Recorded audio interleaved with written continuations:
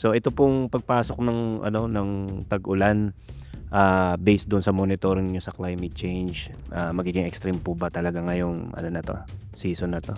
So nagba kasi from year to year at from season to season yung ating, yung ating rainfall pattern na ganyan.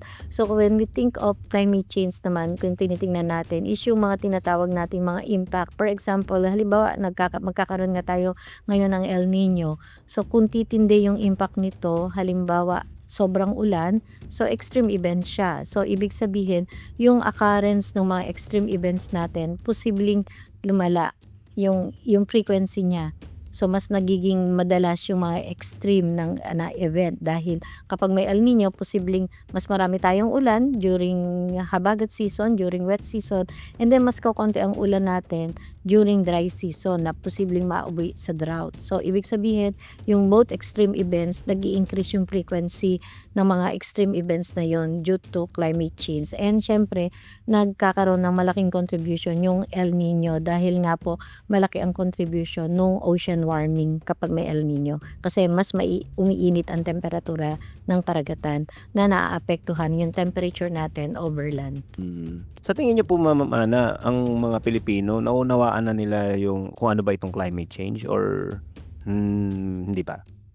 Nauunawaan na rin ng ating mga kababayan kasi at elementary level actually pinag-uusapan na 'yan, pero more on ano kasi yun nga yung sa mitigation ang ating kailangan na i-campaign sa ating mga kababayan kasi in a little way dun makakatulong ang general public, yung mitigation side ng climate change at para maiwasan din yung pagtaas o patuloy na pagtaas ng temperature natin. So yun nga, yung pagtitipid ng kuryente, yung ride by bike na lang, wag na tayong gagamit ng mga fossil fuel, and then yung sa mga pagluluto din natin. So yung halimbawa in a little way, wag na tayong kakain ng halimbawa ng baka, ng beef, wag na lang natin dalasan. Pero kakain pa rin tayo, masarap yung beef eh. Oo, kasi yung mga baka, so nag-i-emit yan ng methane. So ibig sabihin magkakaroon tayo ng maraming methane emission na mga ganon, in which yan yung nagtatagal din na greenhouse gas sa ating atmosphere. And also yun sabi nga natin yung mga pagsesegregate ng mga basura sa ating mga tahanan. So yung mga mitigation options dun makakatulong. So naunawaan na yan ng ating kababayan. So kailangan lang natin ay ipatupad at gawin natin, self-discipline na lang din yan 'di ba? Kung magtatapon tayo ng basura, ise-segregate na agad natin sa ating bahay. So kung lahat ng household ganun ang ginagawa, napakalaking tulong na. Oo, kasi residential naman ang pinakamarami talagang structure sa atin, 'di ba? So, nabanggit niyo po Ma'am Ana kanina 'no, sa part ng isang, event ng climate change yung dating madalas ang ulan mas dadalasngan. Yung mga hindi masyadong inuulan, magkakaulan. So, parang kung yung dati binabaha, mas babahain sila. So, yung pong mga event na kasi may mga naging may mga naging instansya na hindi naman kami binabaha dati. So, mas dadami kaya yung gano'n, from this year na pagpasok ng mga tagbagyo? Na may mga lugar pong gano'n, na binaha sila, tanda ko na hindi pa kami binaha rito, ngayon lang. Actually hindi lang this year. So nangyayari na rin 'yan, recurring na rin yang mga ganyang event na sasabihin nila, "Dati naman hindi kami binabaha, pero ngayon ba't binabaha kami?" Kasi hindi lang dahil sa tindi nung dami ng ulan or dahil sa tindi ng kokonti ang ulan or dumadami yung ulan, pati na rin yung man-made, yung human activity.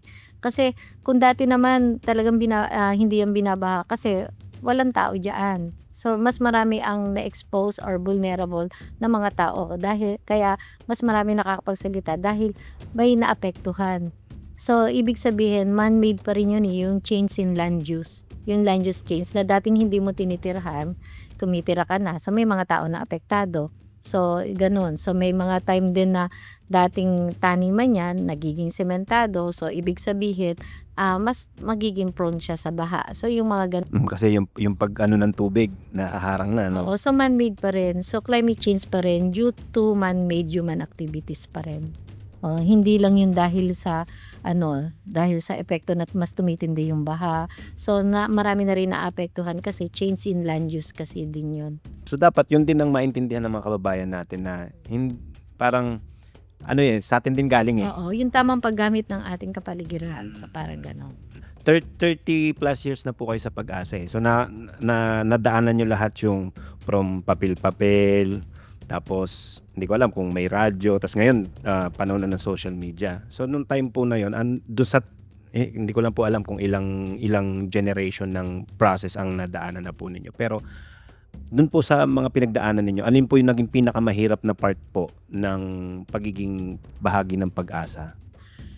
Yung pag-disseminate talaga ng impormasyon dahil yun nga, meron tayong although nag-e-evolve din naman base po dun sa mga feedback at sa kung ano yung pangangailangan ng ating mga mamamayan, ng ating mga kababayan, and even yung different government concerned agencies, dun tayo nakikita. Pero kung makikita natin nung time na yon talagang very challenging, and up to now yung communication. Kasi noon kokonti pa yung facilities ni Pag-asa. Kokonti pa yung mga radars natin, yung ating mga station. Pero ngayon dahil sa Pag-asa Modernization Program, nagkaroon na po tayo ng pagkakaroon ng maraming facilities, marami ng network of observation, and well-trained na ang mga taga-Pag-asa. Siyempre, pag bago yung ating mga facilities, kailangan yung human resources din natin. So, and training. So, nandyan na yan. So, mas dumadami yung ating mga kaalaman at yung mga tinatawag na mga emerging technologies. So, kailangan makasabay tayo dyan. So, kung ikukumpara natin during that time, kokonti pa. At increasing din yung demand ng mga ating mga different sectors, national government, private sector, and even yung community. Mas dumami yung need at yung increasing na pangangailangan sa weather and climate information. Yun yung nakikita natin ngayon. Pero Ma'am Ana, nung panahon po na yon, pag sinabing weather forecast, Pag-asa agad ngayon pong social media era, ang dami ng Pag-asa. Paano niyo binabattle yung gano'n na iba-iba ang information minsan? So usually kasi available din kami sa lahat ng social media channel. So meron kaming official Facebook account, meron kaming official YouTube channel, X account, at meron po kami official Pag-asa website.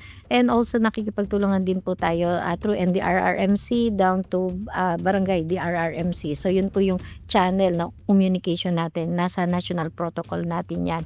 And also yung media, napakalaking tulong nung media natin na kung saan yan talaga yung direktang makukuha ng ating mga kababayan.